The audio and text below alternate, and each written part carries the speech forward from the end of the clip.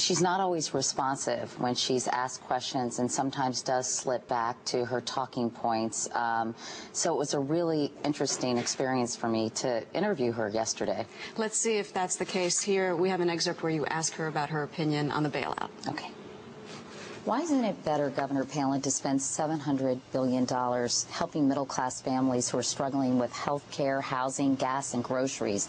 Allow them to spend more and put more money into the economy instead of helping these big financial institutions that played a role in creating this mess. That's why I say I, like every American I'm speaking with, we're ill about this position that we have been put in, where it is the taxpayers looking to bail out. But ultimately, what the bailout does is help those who are concerned about the health care reform that is needed to help shore up our economy, helping the...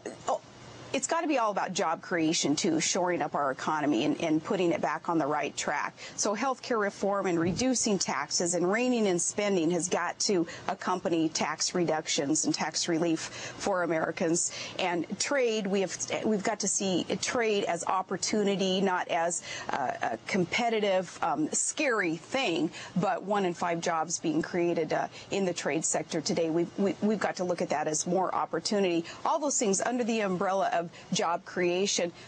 This bailout is a part of that. Republican vice presidential candidate Sara Palin on CBS. Paul Krugman, your response. You know, I'm sorry, but, I am a college teacher, and that sounds like nothing so much as a freshman who hasn't actually read any of the readings and confronted with an essay question on the exam. And so he throws in sort of random paragraphs of stuff that he thinks kind of sounds like economics. That was incredible. That was totally incoherent.